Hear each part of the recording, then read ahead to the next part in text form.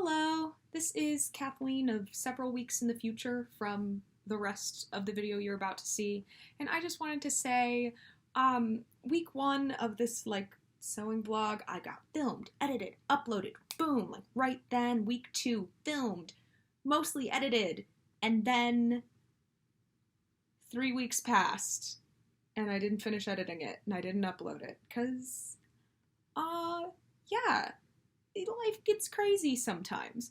So, anyway, so here it is now. Enjoy the rest of this.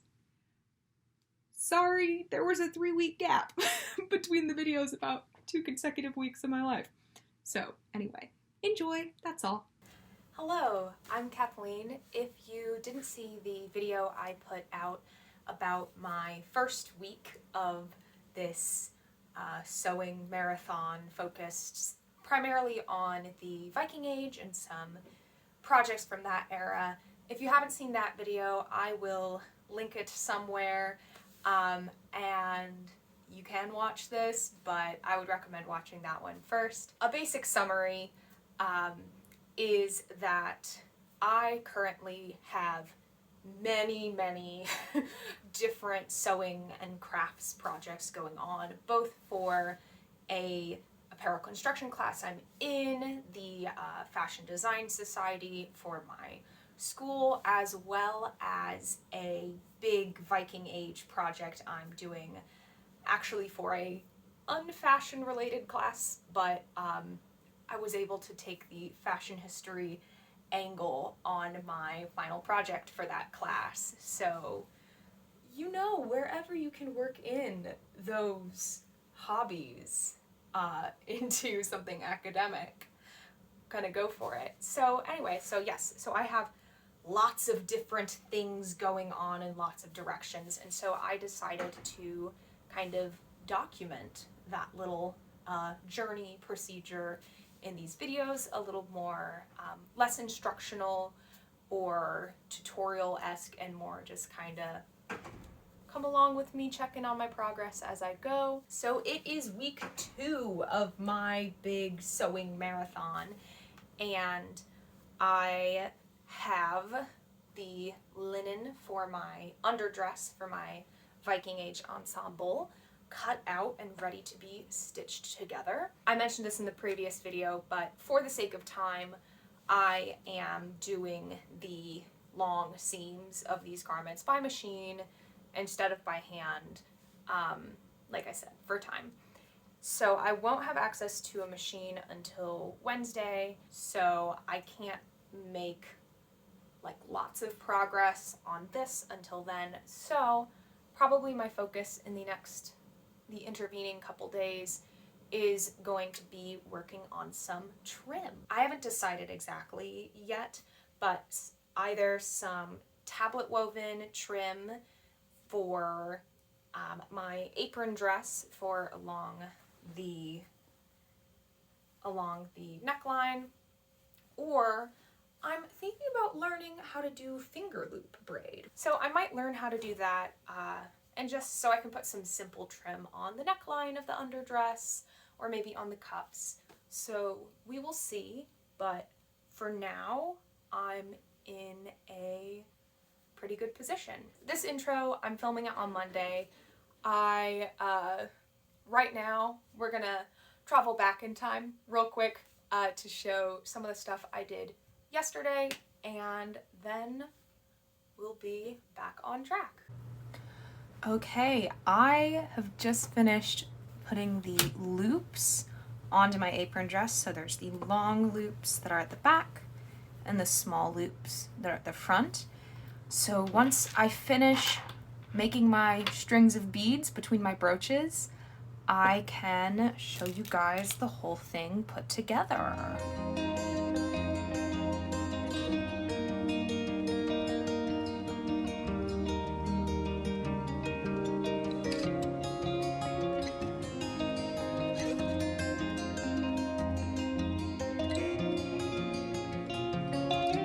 I've completed my apron dress. So here it is, with my strings of beads, my brooches, my belt.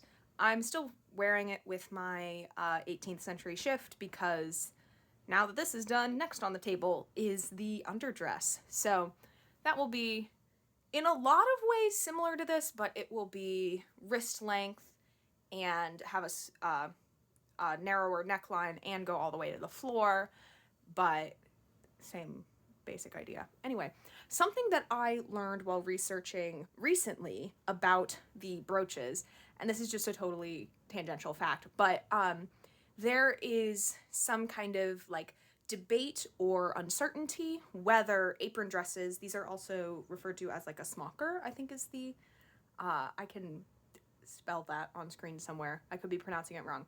But whether these style of dress were worn as an everyday garment or not, or if they were a like ceremonial, exclusively a ceremonial garment. And one of the reasons for this debate is these brooches and beads, because the reason these strings of beads were a display of wealth. And there's lots of, all through time, there's lots of things about clothing as like the function of a display of wealth, and that in different cultures and different times that comes up different ways. And that's, again, I think that's something really interesting. Like later in the medieval era, like big sleeves, that's a sign of wealth because a big sleeve takes a lot of fabric, sort of thing. But anyway, but the strings of beads, that these would be glass beads and amber, and I have a bunch of glass beads, but yes, it was a display of wealth.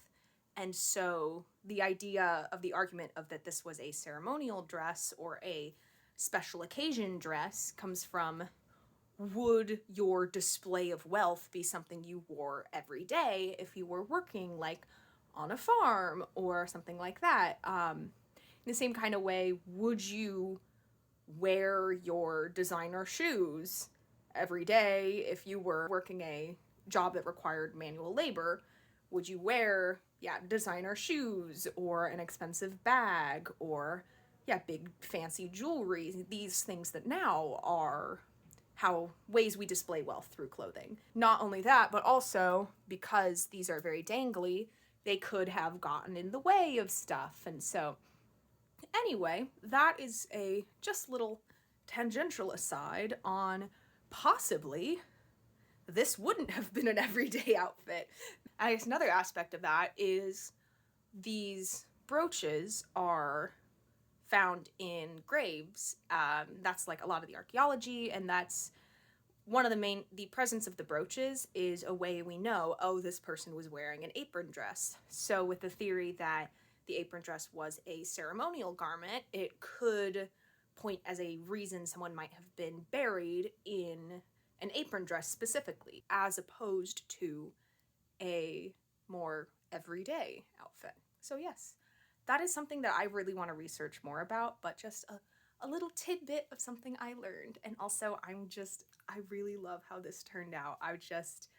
I like ran over to my friend's room just to show her because I was so excited. And yes, I especially the beads really it's something about the beads just really brings the whole thing together. And I'm just like, yay! I just cut out my fabric for the underdress, and I just wanted to talk through basically how the pattern works, because I just think it's really interesting. So I know I've mentioned previously, I think these patterns that are just like various squares and trapezoids that just fit together and almost no waste fabric, and then voila, it's a garment. I just think it's so cool, especially just, I don't know. I like geometry, I like math, and I think these patterns that you don't need a pattern, you just calculate the shapes, I think they're cool. But anyway, so this is the basic shape the underdress is going to be. So there is this long, skinny front and back panel. So this is a fold at the shoulder. So that's what this piece A is. And then that just has the neck hole cut in the middle. Then the sleeves are what I've labeled C over here. And they are wider for the length of the shoulder and then narrow to the wrist. They actually don't have any like underarm gores or gussets or things. I was kind of expecting that because with like 18th century shirts and shifts and stuff, that's the norm. But for this, instead, we have these very wide side gores that I ended up not using the entire width of the fabric because I was looking at it and I was like, this is just going to be way, way more volume than I need, than I want, and especially because the big thing is you can't have your underneath layer be more voluminous than your over top layer. But also, this little trapezoid bit, so of this gore, connects to there and acts as the underarm gusset. So I don't know if I could explain that clearly at all or not, but yeah, so it's pretty cool. There's just kind of a formula that you just kind of plug your measurements into. I probably am not going to get started sewing this today. I may hem the neckline just so that doesn't get frayed before I get another chance to work on it, but I need to do some editing. Even though the sewing is the part that I keep being like, well, I could edit or I could just sew more.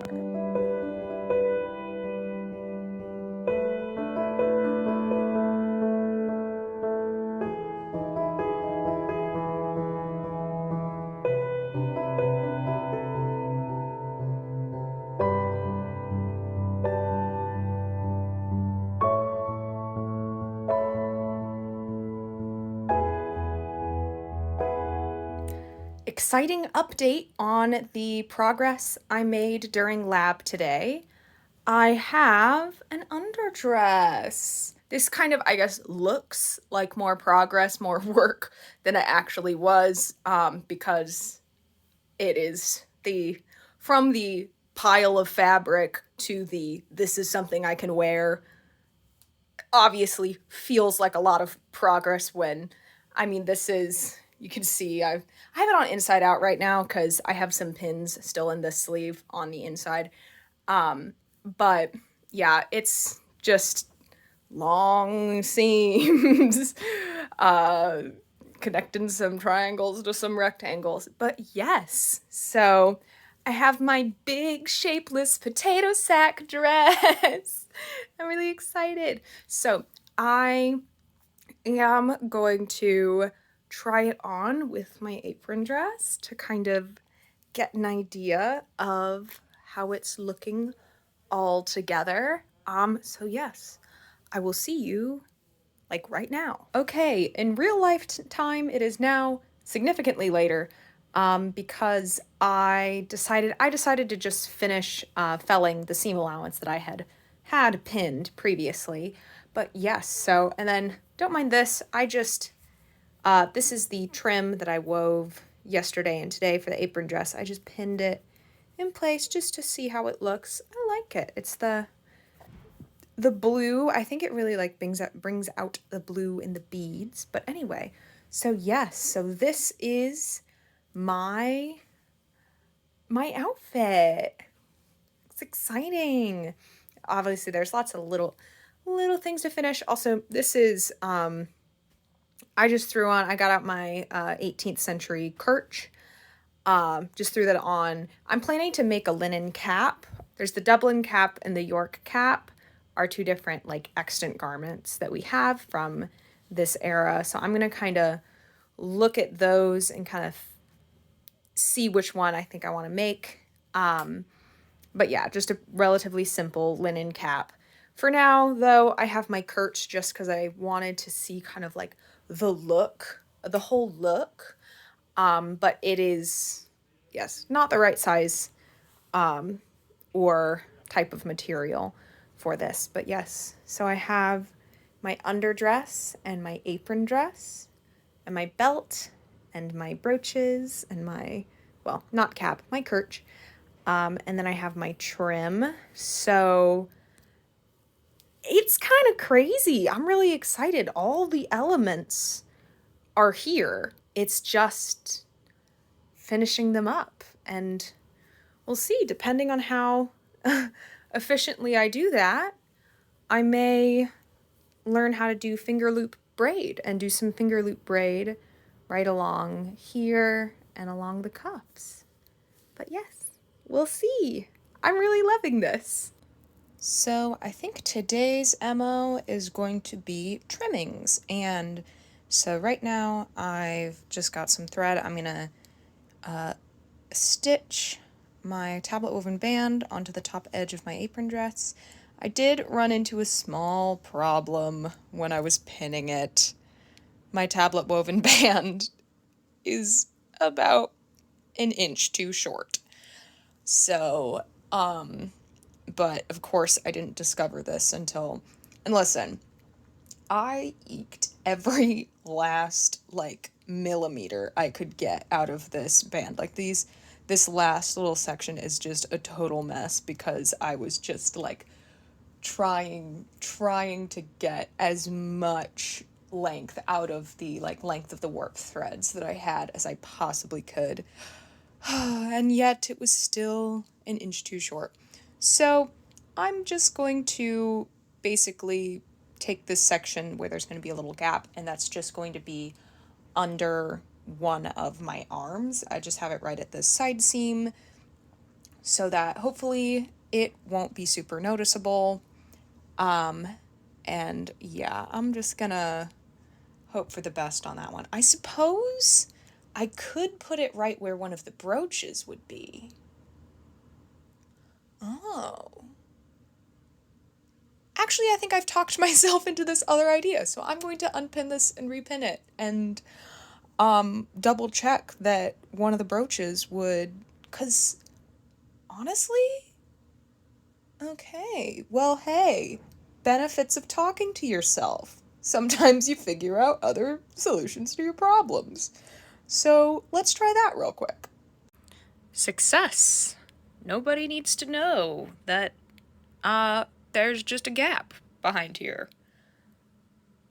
Ta-da! Problem solving. So I am just taking some measurements to make my cap pattern. But unfortunately I have misplaced my measuring tape somewhere. So for now, I'm using a piece of tablet weaving and a yardstick, which is not ideal, but it is working so far. I am going to be making my cap out of some of the extra linen from my underdress, which I'm really happy with how my underdress turned out. And I'm actually probably going to use some of the more extra linen to make a new 18th century cap, because of all of the 18th century caps I've made have all ended up it's like I'm careful when I'm doing all the measurements and all that, and I'm like, okay, I'm doing this right, and then I finish them and they're either hilariously too large or too small and don't fit on my head. So the one that's too big, I think I followed it correctly, but I have short hair. I don't have big poofy 1780s hair. I think that one, if I had the right hairstyle, would be the right size, but on my head it just kind of falls all the way over my face practically.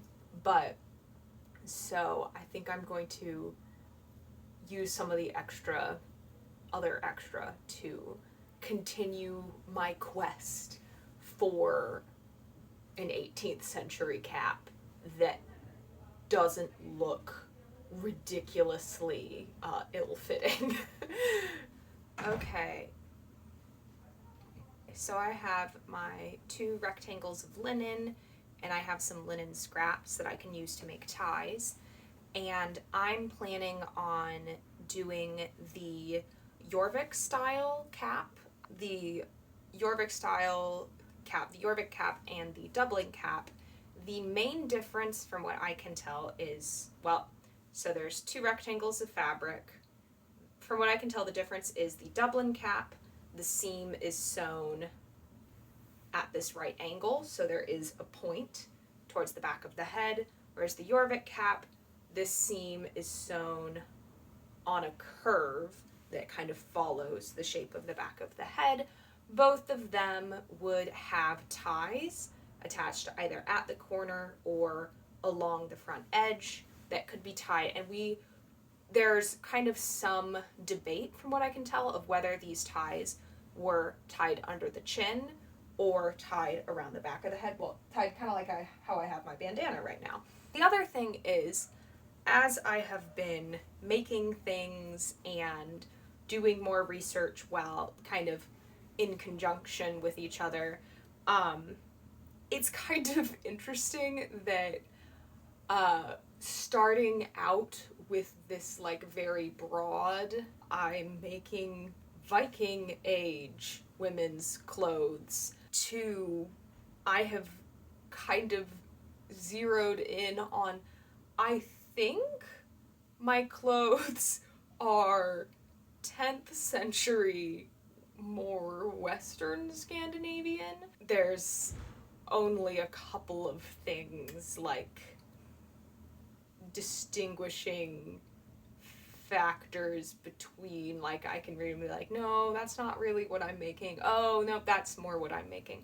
But anyway, again, in my very introductory amount of research, I think so but that also is something, I don't know, that's something that I think is cool, is when you can zero in on very specific things, like making and it's easier in more recent stuff, like I can make a project, a Victorian project, and I can use a pattern from a trade magazine for seamstresses that is from the spring of 1894, and I can like know to like a 3-month range when this is from. But with this stuff that's so much older, and maybe it's I'm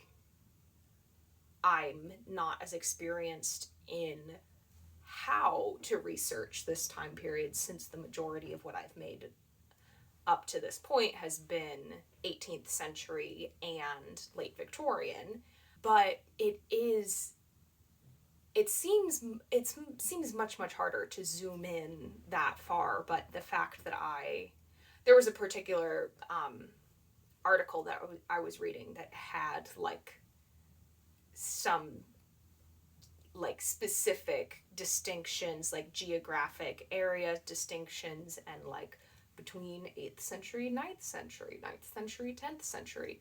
Based on that, I'm like 10th century Western Scandinavian, which it's so funny because to me that feels so much more like specific than spring 1894. I don't know. I'm kind of rambling right now, but for some reason, I don't know what it is. I think it is the how wide of a scope starting with and then zooming in, as opposed to this is a book I own. But anyway, that's all rambling. I'm going to get started on my little cap.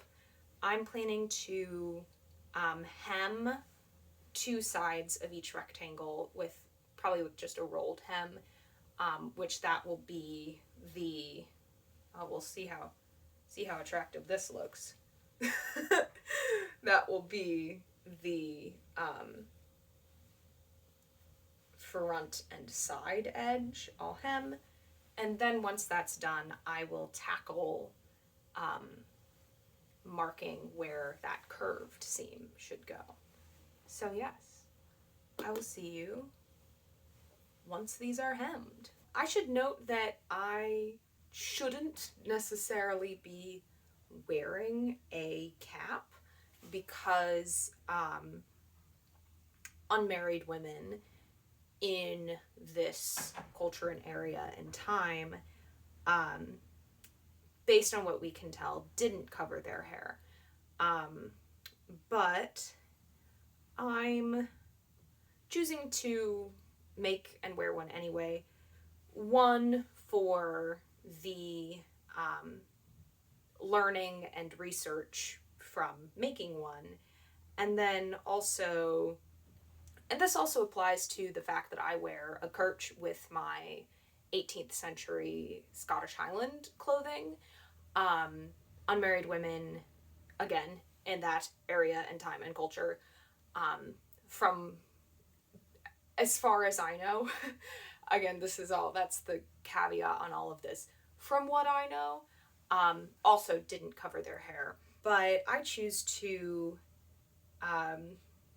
one, I like the look of it. I think that a lot of historical outfits, I really think the headwear, whether the head covering, headwear, hat, whatever it may, cap, whatever it may be, really pulls the whole thing together. And this might not make any sense, but I feel like it really makes it look less like a costume and more like clothes. Which, again, I don't know if that makes any sense, but, and then also another reason is, as I mentioned before, and as I'm sure you can tell if you've been watching these videos, I have very short hair compared to what most women in most of the eras that I make clothes for would have. And I don't think that there's no requirements for, there's no prerequisites for wanting to do historical costuming. There's not like one thing that historical costumers look like. And I definitely don't think that long hair is something you have to have, or think you have to want to have to do historical costuming. But I do like that certain styles of head coverings I can kind of use to kind of like sneakily make my hair, my like whatever 4 to 6 inches of hair look kind of like the historical hairstyle. Well, like with the kirch, it's somewhat similar to like this style of bandana that I'm wearing right now, that besides like the little bits at the side, from the front, I mean, I could have a pixie cut, I could have long hair in a bun at the base of my neck, and really, it really doesn't make a huge difference. So I do like that, yes, different headgear, kind of acts as a, yeah, I totally have done a really historical hairstyle, and I put so much work into it. That's totally, it's not, I have short hair and I put a hat on. So, in that way, it's a bit of cheating, a bit of laziness, but, yes. It's my long, rambly answer to the question no one asked of, why are you wearing a cap if you aren't married? Didn't you know that unmarried women wear their hair loose? Again, yes. Things no one's asking, but I'm answering anyway. Question I'm asking is, where did my scissors go? So, that's today's mystery. Okay, so I have my 2 halves of my hood, and I have them pinned at the center front and center back, and I'm just going to be trying to figure out what amount of curve I want over the top back of my head. I realized once I was doing this that I really could have cut this. Oh, well, I was holding the wrong end of the pin. I really could have done this so that the top of the head was on the fold of the fabric and then essentially made a dart to curve over the back of the head, as opposed to what I am doing, which is I am basically, making one long curved seam up and over the top of my head. But I am going to try this, see how it works, and if I ever do this again, I'll save myself 6 inches of sewing by putting this on a fold instead of a seam. Okay, so you can see with the line of these pins, I can see roughly the curve I want to do. So I'm going to go ahead and mark that in pencil here on the wrong side of the fabric to make my stitching line, and then go ahead and make the seam. Also, where the seam placement, I can get rid of this little burnt, scorched part of the linen that I may or may not have burnt while ironing. So glad that that little adventure is getting removed from the cap. I have a finished Jorvik cap. Yep. So I just sewed that. Here it is from the side. I want to press it again now that I've felled down the seam, but yes, I just stitched along that with a back stitch and finished the seam turning and felling. I obviously don't have ties on it yet. I will need to make those. I have been doing some research and watching tutorials on different methods of making braids and cords. So far I've seen one method of finger loop braid, and actually while I was sitting sewing I was watching some tutorials about making lucite cords. So which lucite cords are the ones that I've seen specifically referenced as having been used to as ties for caps. So I think that's the method I'm going to go with, but for now I'm going to iron my seam, press my seam one last time, and technically this could be done because there are also examples of this style of cap that had no evidence of ever having had ties on them. So from what I can tell, they could have been made with or without. But as part of this project, for me at least, is learning all sorts of new skills, I think I'm going to try my hand at making a lucite cord to put a little tie on my cap. Happy Saturday! It's the weekend, and I am gonna check in, show you what I've been working on the past couple days, because I haven't really filmed a ton of as I've actually been doing stuff. So I first of all, I realized right before I was filming this, I think I'm wearing basically the same outfit as I was wearing like on Sunday or Monday, but I just thought that was funny. I really like this shirt. What you gonna do about it? But anyway, so to check in on my progress, first of all, I haven't made a ton of progress on the actual garments because the past couple days have kind of been a learning new skills couple of days, specifically lucite cords or lucette cords and finger loop braiding, which lucette cords I haven't really picked up yet. Haven't really gotten the hang of it yet, which, to be fair, I don't have a lucette. A lucette is a specific tool, but I do have a pom-pom maker, which is more or less the same shape.